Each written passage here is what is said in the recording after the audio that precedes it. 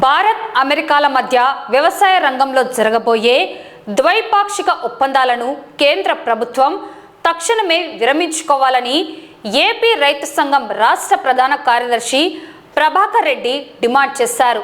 గురువారం నంద్యాలలోని నరసింహయ్య భవన్లో జిల్లా ప్రధాన కార్యదర్శి రామచంద్రుడితో కలిసి ఆయన మీడియాతో మాట్లాడారు. ఈ నెల 24వ తేదీన ఇరు దేశాల మధ్య జరగనున్న ఈ ఒప్పందాలకు నిరసనగా 22వ తేదీన దేశవ్యాప్తంగా ప్రధాని నరేంద్ర మోడీ, అమెరికా అధ్యక్షుడు డొనాల్డ్ ట్రంపుల దిష్టి బొమ్మలను దహనం చేయాలని రైతు సంఘాల ఐక్యవేదిక నిర్ణయించిందని, ఈ నిరసనల్లో రైతాంగం పెద్ద ఎత్తున పాల్గొనాలని పిలుపునిచ్చారు.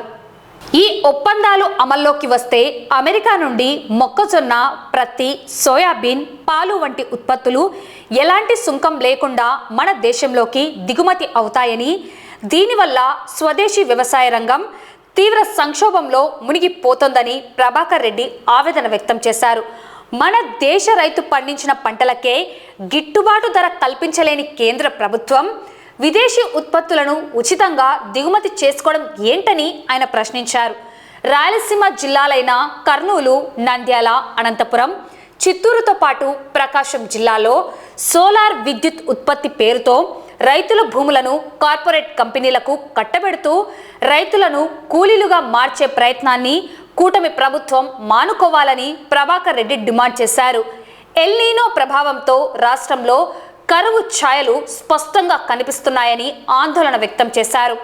ఇలాంటి సమయంలో రైతు వాటాగా ఎకరాకు 2000 ప్రీమియం చెల్లించాలని, గత వైసీపీ ప్రభుత్వ హయాంలో అన్ని పంటలకు ఉచిత బీమా వర్తింపజేశారని గుర్తు చేస్తూ, ప్రస్తుత కూటమి ప్రభుత్వం కూడా రైతులపై భారం వేయకుండా అన్ని పంటలకు ఉచిత బీమా పథకాన్ని అమలు చేయాలని డిమాండ్ చేశారు. ఈ నెల 24వ తేదీ భారత ప్రభుత్వం, అమెరికా ప్రభుత్వం రెండు ద్వైపాక్షిక ఒప్పందం చేసుకోబోతున్నాయి.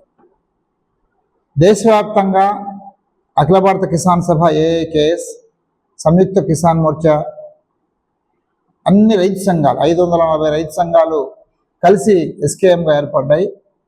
అన్ని రైతు సంఘాల యొక్క ఈ వేదిక, సంయుక్త వేదిక ఏఐకేఎస్, ప్రభుత్వాన్ని కోరుతున్నాయి, ముఖ్యంగా రాష్ట్రపతిని కోరుతున్నాయి.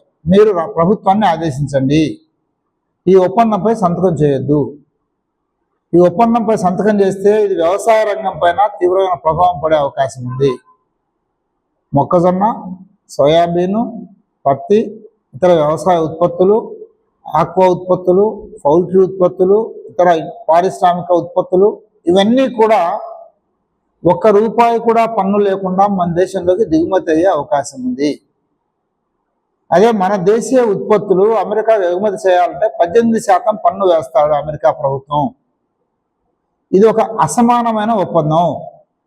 అసమానమైన ఈ ఒప్పందాన్ని, మన వ్యవసాయ రంగాన్ని దెబ్బతీసే ఒప్పందాన్ని భారత ప్రభుత్వం అంగీకరిస్తుంది. నరేంద్ర మోడీ ప్రభుత్వం స్వాగతం చెబుతుంది. అందుకనే ఈ దేశం ప్రయోజనాలు కోరుకుండే, ఈ వ్యవసాయ రంగాన్ని కాపాడుకోవాలని కోరుకుండే ఆంధ్రప్రదేశ్ రైతు సంఘం, ఏఐకేఎస్, ఎస్కేఎం అన్నీ కలిసి రేపు జూలై 22వ తేదీ దేశవ్యాప్తంగా నిరసనలకు పిలిపించింది.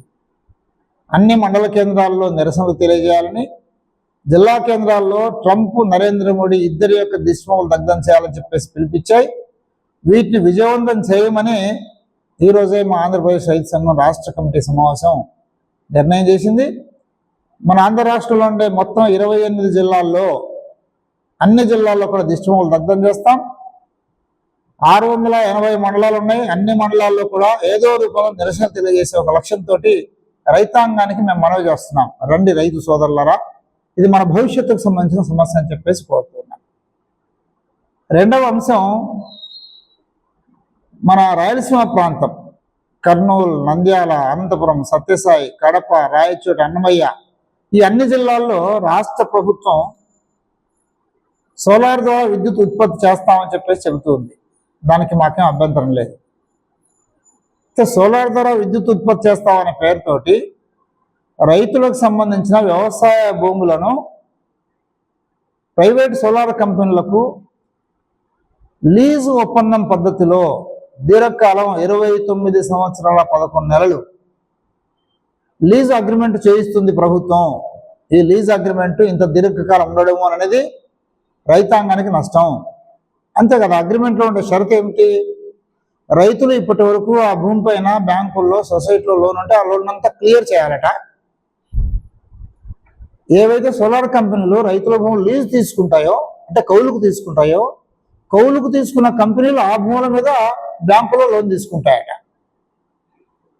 ఎక్కడైనా కౌలు తీసుకున్న వాడికి భూమి మీద వ్యవసాయం చేసే హక్కు ఉంటుంది తప్ప ఆ భూమి మీద తాకట్టు పెట్టి లోన్ తీసుకునే హక్కు లేదు. కానీ ఈ ఒప్పందాలు రైతును భూమి మీద ఎలాంటి హక్కు లేని వాడిగా సోలార్ కంపెనీలకు సర్వాధికారులు కట్టబెట్టే విధంగా షరతులు పెట్టి రైతుల యొక్క లక్షలాది ఎకరాల భూములను సోలార్ కంపెనీల పరం చేస్తుంది. ఈసారి మొత్తం ఎల్నినో ప్రభావం వల్ల దేశమంతా కరువు ఛాయలు కమ్ముకుంటున్నాయి. ఇప్పటికే రాయలసీమ జిల్లాల్లో 2 నెలలు పూర్తయిపోయింది. 2 నెలలు పూర్తయింది, వర్షాలు లేవు, వేసిన పంటలు ఎండిపోతున్నాయి.